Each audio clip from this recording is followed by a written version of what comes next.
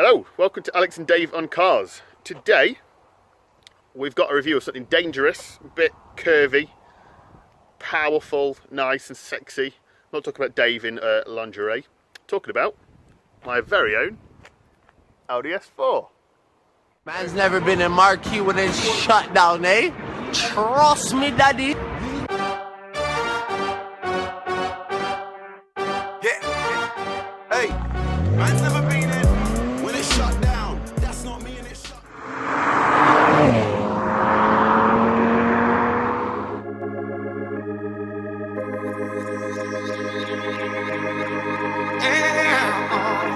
No, I said it's true. I could feel the love. Can you feel it too? I could feel it all. I could feel it all.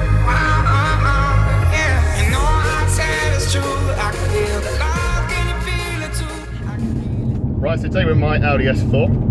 Now the S4 is the high performance variant of Audi's entry level luxury A4. So it's not as posh as the RS4, but it's quite nice. It's got a supercharger on it, not a turbocharger, despite it saying V6T on the side of the car, so we'll ignore that bit.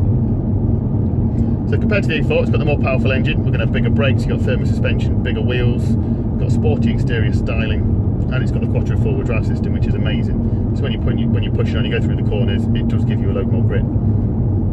Like every Audi pretty much, this does suffer with a bit of understeer, which when we're pushing on in a bit we'll figure out. And it just tends to, you turn the steering wheel and not much happens, so that's where you just need to learn how to control it a little bit. But when you've got used to that, it does handle nicely. It's quite a nice car to drive. It's got 333 brake horsepower, which they say from the factory, but most of them come with a little bit more. One of our guys that we know called Jacob, he's always bragging about he's got a Mercedes AMG CLA 45. We had a little drag race on a private road, and I kicked his ass. It was quite good. I could comfortably pull in front of him without looking in the mirrors and just knowing he wasn't anywhere near me. So he was a bit peeved off with that. So his car's meant to have 350 brake horsepower. It's going to have a little bit more. So with some of the S4s, some of them come with extra little bits on, like adaptive damping, sports rear differentials or anything. I've not got the sports rear diff. I've not driven one that has, but apparently it makes a massive difference to the handling. Personally, I'd rather have saved a little bit of money. I could do a few little mods myself, which is going to work out cheaper than getting the sports diff on it. So I can get some lowering springs, get a front anti-roll bar, get a front strut brace and a rear anti-roll bar, and it'll feel like it's got the sports diff, which is quite good. Right, so the main rival for the Audi S4 is the BMW 335i. It's not quite quick enough to compete with the M3, which is RS4 territory, but if you were to map an S4, it's going to push it above 400 brake horsepower, which is going to put it nicely in line with the M3. The M3 may be a nicer car to drive. It's a bit more driver sort of enthusiast based. It's got kind of better handling, it's rear wheel drive rather than the quattro, but it's going to be pretty close to that, so that'd be a nice little contender for it. What are you going to drop about the price? I want to get rid of fucking Chop Suey. Go away, Chop Suey! Oh, is it still recording? Yeah. How do you get rid of Chop Suey? Right, now we've got rid of Chop Suey. We're going to discuss the interior quality. So being an Audi, it's a German car. Their build quality is usually superb. So the build quality in this is great. There's not really any rattles or anything. It's very nice inside. It's got all the creature comforts you need. Probably too many creature comforts. A lot of things you don't even realise. You've got a very good stereo. It's not even a Bose stereo, but the quality is amazing. It's got Bluetooth as well, so you can play. Obviously, you can take your phone calls through it. The only thing that did my head in when I first got it is you can't play your own music through Bluetooth. You have to buy a little plug-in, which is £80. Plug that into the glove box though, and it works fine. You can stream any music from your phone, it just works over Bluetooth, which is great, so you keep it in your pocket. You've got loads of little creature comforts. You've got your xenon headlights, it's got the squirty washer jets, which I think could pull through by law. You've got heated wing mirrors, you've got your parking sensors, electric handbrake. There's so many things on there, there's loads. And there's just, obviously you don't even recognise them, simple little things like you've got the automatic dimming rear view. Rear view mirror dimmer. Rear view mirror dimmer. Like a wrap. So you've got little creature comforts like an automatic dimming rear view mirror. Clever. It just dims the lights down behind you so you don't get blinded. It's quite handy. And yeah, it's generally a nice place to be. We've got the nice red leather interior in this one. You're never going to forget you're in an S4. You've got S4 on the steering wheel, S4 on the dashboard, S4 on the back of your seat, which you can't even see behind me. It's everywhere. So you know you're in an Audi, you know you're in an S4. And it's a nice place to be, really.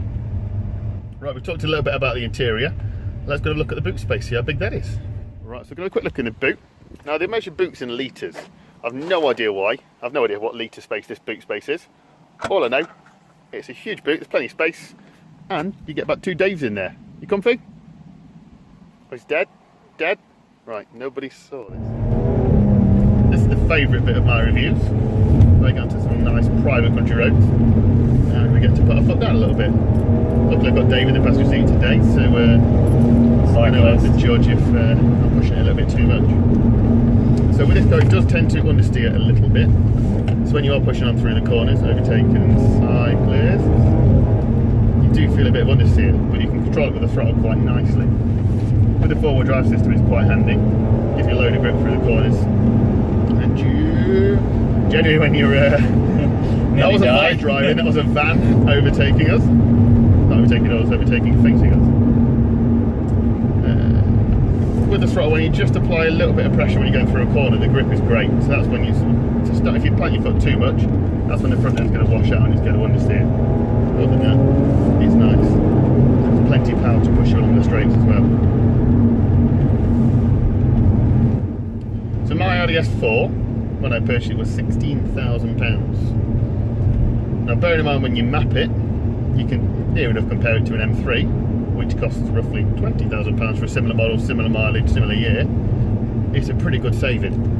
So you're going to get all the power you need, you're going to get all the curb appeal you need. Tax is relatively cheap.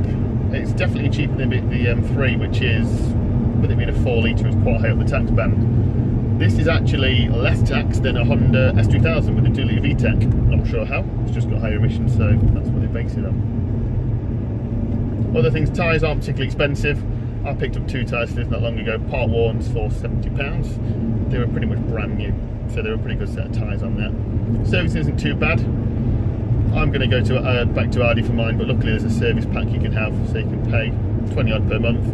When the service comes, you're not forking out £200, £300 at any one time. It's all prepaid, and you can just go take and get it serviced and have a cup of coffee from the coffee bar while you're waiting. Fuel is quite expensive. Is probably the only downside to the car, but you don't buy this car for fuel consumption. You buy it for something that is practical, but something you want to have fun in as well.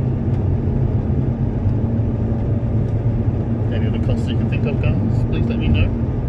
I will make sure to add them to my next video so I can be proper for you guys. Car insurance for this car is very, very good.